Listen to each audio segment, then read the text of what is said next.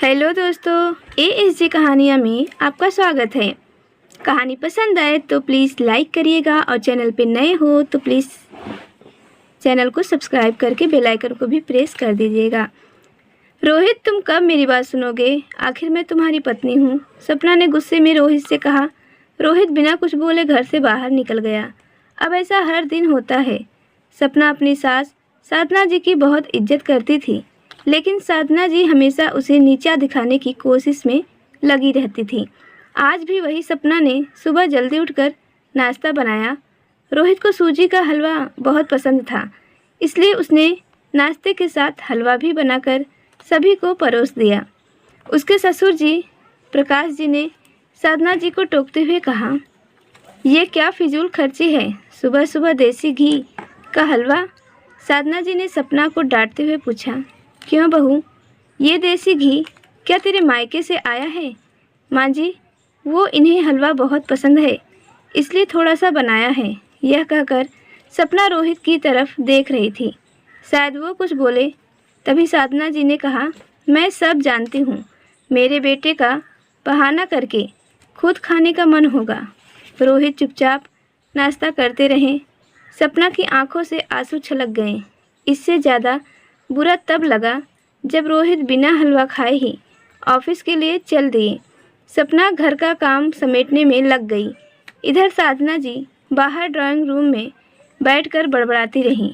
काम करके सपना अपने कमरे में जाकर रोने लगी।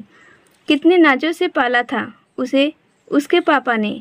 उसे आज भी याद है, एक बार उसने गाजर के हलवा बनाने के लिए कहा था, लेकिन माँ ने सूजी का हलवा बना दिया था। पापा को जब यह पता लगा तो वे तुरंत बाज़ार गए। वहाँ से ढेर सारा गाजर का हलवा लाए थे और उस दिन बिना कहे 2-3 दिन में गाजर का हलवा बनने लगा। आज उसे सूजी के हलवे के लिए कितनी बातें सुनाई जा रही हैं। उसे गुस्सा सास ससुर पर नहीं, रोहित पर था, जो कि कुछ नहीं बोल पाए। शाम को जब उसने रोहित से शिकायत की तो वह बस इतना ही बोले, इस घर में केवल माँ की पसंद का खाना बनता है, आगे से मेरी पसंद का कुछ मत बनाना। रोहित ने सपना से बात करनी बंद कर दी। आखिर क्या कसूर था सपना का, यही कि वह रोहित से बहुत प्यार करती है। इसी तरह कुछ दिन बीत गए। एक दिन सपना ने साधना जी से कहा, माँ जी, मैं अपने घर जाना चाहती हूँ कुछ दिन के लिए।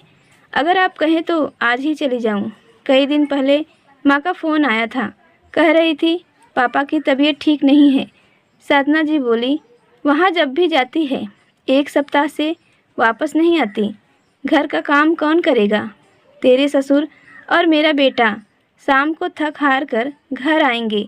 यहाँ उन्हें खाना भी नसीब नहीं होगा। मुझे तो चक्कर आ रहे हैं, मैं खाना नहीं बना सकती।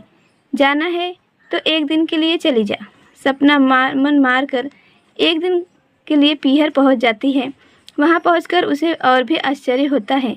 भाभी, मम्मी पापा कहाँ गए? सपना ने घबराकर पूछा। उन दोनों का घर में मन कहाँ लगता है, तीर्थ पर गए हैं, न जाने कब आएंगे। वैसे तुम कितने दिनों के लिए आई हो? क्योंकि मुझे भी अपने पीहर जाना है। रेवती भाभी का यह व्यवहार देखकर सपना चौंक गई। क्या ये वही भाभी हैं जो उनसे बहुत स्नेह जताती थी? सपना सोफे पर बैठी सोच रही थी, अच्छा, वो जो भैया ने मकान के पेपर साइन करा लिए थे, मैंने अपना हिस्सा छोड़ दिया था। शायद उसी साइन के लिए मेरे से प्यार जताया जा रहा था।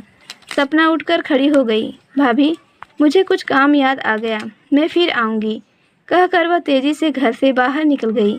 पीछे से गेट बंद होने की आवाज़ से वह समझ गई कि उसके जाने से भाभी को कोई खास फर्क नहीं पड़ा।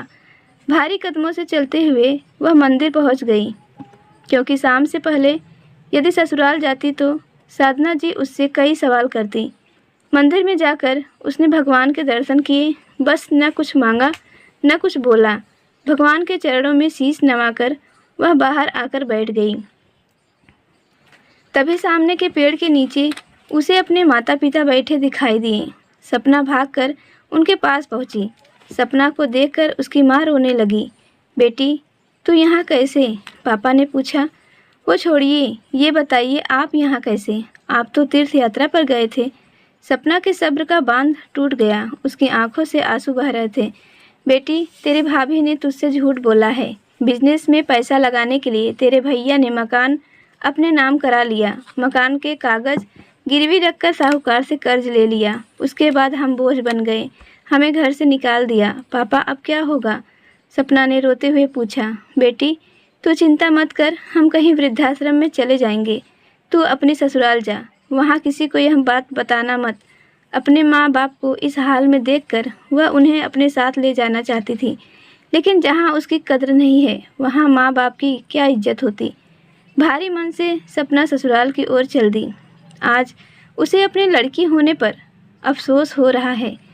काश वो अपने माता पिता के लिए कुछ कर पाती। घर आकर उसने बहुत मुश्किल से घर का काम निपटाया। उसके बाद अपने कमरे में जाकर गुमसुम बैठ गई। उसकी आंखों से आंसू बह रहे थे। रोहित अपने ऑफिस के काम में लगे हुए थे। जब वे सोने आए तो सपना से पूछ बैठे, क्या बात है? आज फिर माँ की कोई बात बुरी लग गई जो आंसू बहा रही हो? सपना अपने को रोक नहीं पाई और उसने रो रो कर सारी बात रोहित को बता दी। क्या माँ पिताजी को यहाँ ले आए? वे इस उम्र में कहाँ जाएंगे? रोहित ने कोई जवाब नहीं दिया और करवट लेकर सो गए। इस बात से सपना को बहुत गुस्सा आया। आज से मैं भी इनके माँ बाप की सेवा नहीं करूँगी।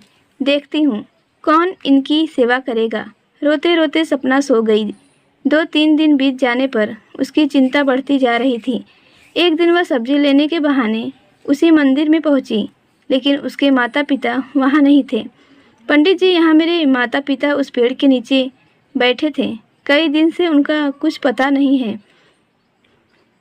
तुम्हारा नाम सपना है क्या? पंडित जी के मुंह से अपना नाम सुनकर सपना ने पूछा। जी हाँ, लेकिन आपको कैसे पता?